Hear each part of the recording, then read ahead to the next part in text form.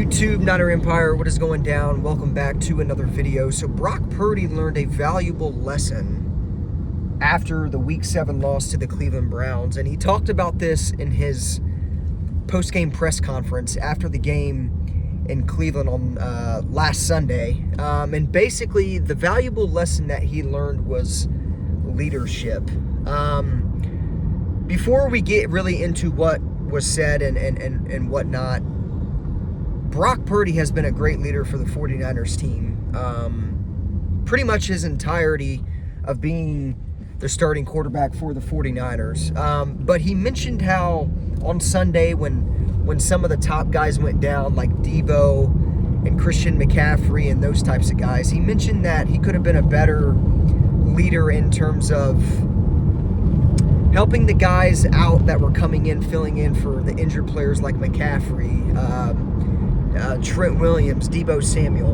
And he mentioned that he could have been better in leading those guys and helping those guys out whenever they came in, when obviously Debo, McCaffrey, and Trent went down with injuries.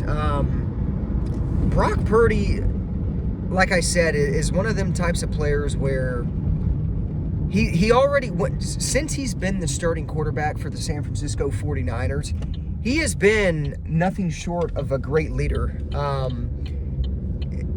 I talk about his moxie a lot. Brock Purdy has great moxie. He's got moxie like a seasoned NFL veteran. And knowing that Brock is taking notes on how to be a leader in certain situations, like last Sunday when some of our big-time players went down, it's good to know that he's taking that as a lesson moving forward. And here's the thing with Brock Purdy too. There's no doubt in my mind that if that happens again where big-time players go down, Brock Purdy will step up and do whatever is possible to help these backup guys,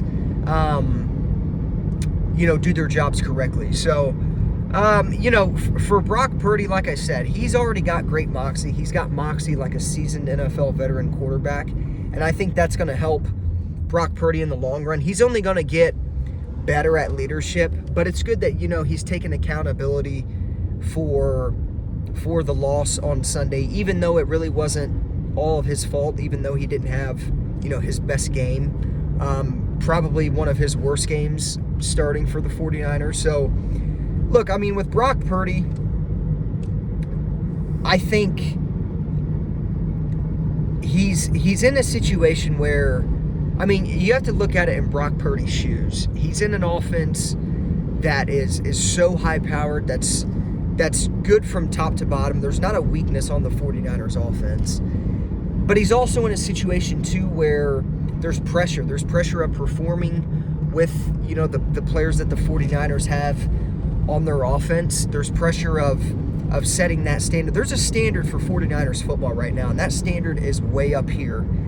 In 2017, when Kyle Shanahan came in, that standard was way low down here. But now, with the team that we had, with the team that we currently have, and with some of the guys that we've been able to get, that standard has been set so high. And that's not only just because of the players we got, but it's the fact that the 49ers are the best roster from top to bottom in the entire NFL. I really don't know if any roster in the NFL comes close. Last year, you could have easily said the Philadelphia Eagles offense came close, or had just the same amount of talent as the 49ers offense. But this year, Philadelphia lost a lot of key pieces on their defense. I'm not saying they're not a good team, because right now, it's really looking like it's probably going to be an NFC championship rematch from last season with the 49ers and the Philadelphia Eagles. But that bar has been set so high considering what the 49ers have been able to accomplish over the past 2-3 seasons. So Brock Purdy, he's going to learn from things like that. He's still technically a rookie quarterback. He played last year, but this is his first full season starting for the 49ers, starting for any NFL team. Yeah, he played a lot of college football. He played all 4 years at Iowa State, broke multiple records. But in terms of being an NFL quarterback, it is much different than being a college quarterback. There's so much more you have to learn. There's so much more you have to do as an NFL quarterback. And one thing about the Kyle Shanahan offense is it's so complex. There are so many things you have to learn being in the Kyle Shanahan offense. It took Matt Ryan 2 full years under Coach Kyle Shanahan, or under Kyle Shanahan. I'm not sure why I said coach, but you guys get the point. He is a coach. But it took Matt Ryan two full years under Kyle Shanahan to fully master his playbook. And Kyle Shanahan's playbook from 2016, now 8 years later, to 2023 has probably changed drastically and so much. And you know, it's I can only imagine what it's like to learn a playbook from Kyle Shanahan. George Kittle talked about this too earlier on in the season, how the way Brock Purdy was able to come in and learn the 49ers offense so quick,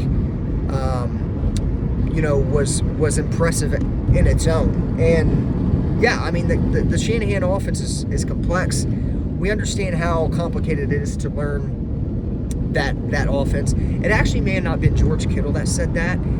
Now that I'm thinking about it, I believe it was Deebo Samuel. He was asked about Brock Purdy and how Brock Purdy has progressed, but he mentioned that. He mentioned how he was able to come in and learn Kyle Shanahan's playbook very quickly. Brock Purdy's one of them guys too that's going to ask questions.